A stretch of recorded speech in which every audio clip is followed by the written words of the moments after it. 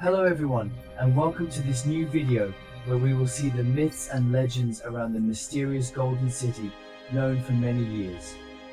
This legend has even given rise to a very famous cartoon that you surely know named The Mysterious Cities of Gold.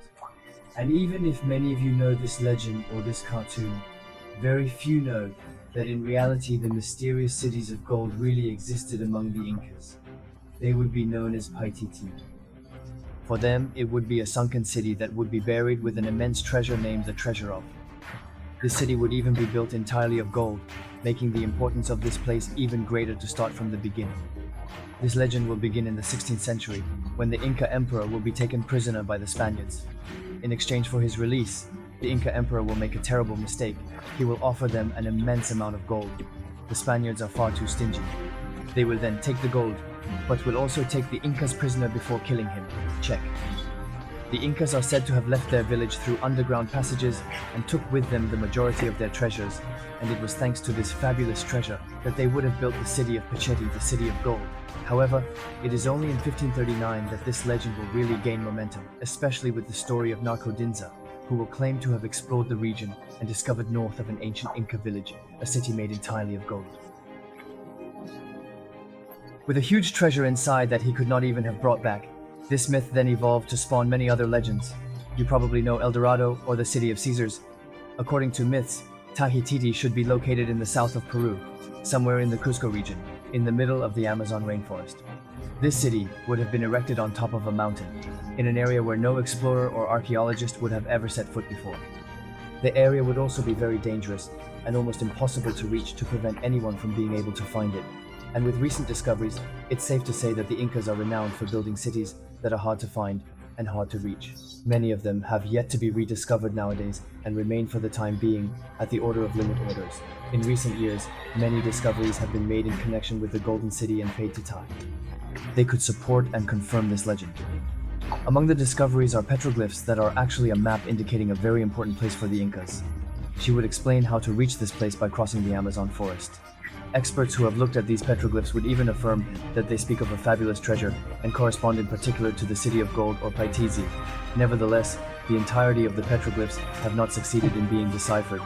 And we still can't determine where this famous City of Gold could be located, but it will surely take a lot of patience before it is rediscovered by an explorer or archaeologist.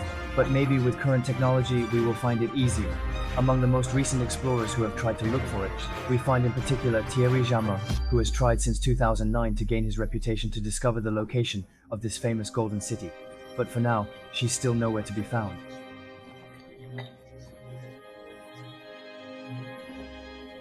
The Nazca Valley is a huge desert plateau that bears the marks of an ancient civilization that disappeared more than 2,500 years ago, named the Nazcas. In this desert region, we would have found lines and shapes of more than 500 kilometers too. These lines would represent geometric shapes, animals or even plants, and they would be visible only from the sky. The first lines of the Nazca were discovered by chance at the beginning of the century, when a plane flew over the area. There will be more than 18 animal representations that will be identified as engraved in the ground. They will manage to find the shape of a monkey, a spider and a bird, some of whose lines could even reach up to more than 1 kilometer long.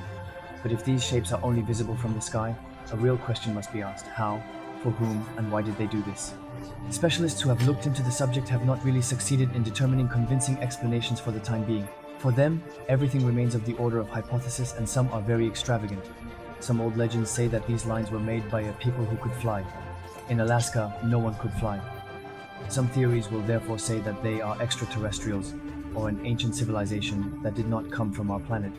Some lines formed huge runways, and they could have been used by this ancient civilization to land on our planet. Other theories will look at a strange form named the extraterrestrial man. This man would greet the species that would come to our planet and would be close to a huge line that could serve as a landing strip. The Azca traditions, on the other hand, offer very different assumptions. For them, it could be a huge solar calendar that would reflect the stars. For other Azcas, they would simply be irrigation channels that would have been very useful in this area. And for others, these figures could simply have been religious symbols that would have served in several rites. Thanks to technological advances in recent years, specialists have discovered more than 200 different hieroglyphs, and in total, there are currently more than 350 hieroglyphs in the Nazca Desert. The various expeditions and excavations that have been carried out in the region have allowed to discover clay skins, but for the moment, no precise date is advanced. This could be between -100 and -300 BC. Despite all their efforts, there is still no convincing explanation, and the lines remain an enigma to all specialists who have looked into the subject, no matter what. No one can take away that it is an archaeological treasure left by an ancient people who wanted to immortalize the traces of their knowledge, even if their message is inscribed in the ground. So far, no one has been able to reveal their secret.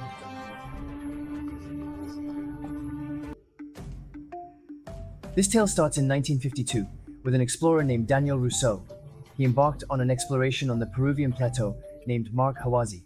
During this high-altitude exploration at over 3,800 in, he made an incredible discovery.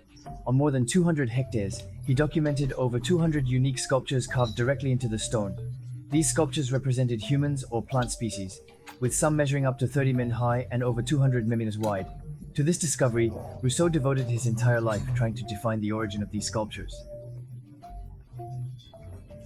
Sculpture, because for him it is a unique sight of its kind. His story will go around the world even after his death. Many researchers will continue his research to try to understand the origin of this site. In 2005, a group of researchers decided to take up the torch and tackle this enigma with new technologies. And in this group of researchers, we can find very divided opinions on this potential sculpture. For some, these sculptures would simply not be shaped by man and would be a simple phenomenon of natural erosion.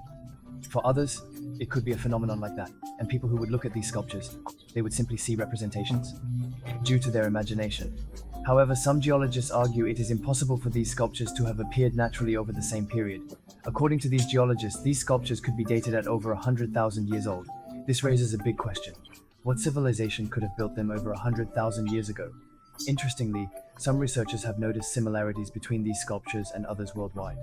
Despite the improbability of an ancient civilization traveling globally, several extraterrestrial theories have been suggested. Find exactly the same face as the one that would have been photographed on Mars. But we now know that for the face of the planet Mars, it was only such a dolly. One thing is for sure, there is still no rational explanation on this site, and it surely has not yet delivered all its secrets. That's the end of this episode. I hope you enjoyed it. Feel free to tell me in the comments, and if you have other topics like that you want me to cover in my next videos. If you are interested in avoiding people, you can find plenty of episodes on my channel. In the meantime, you can always go like and share and subscribe, but we'll see you in a future video. It was this ode.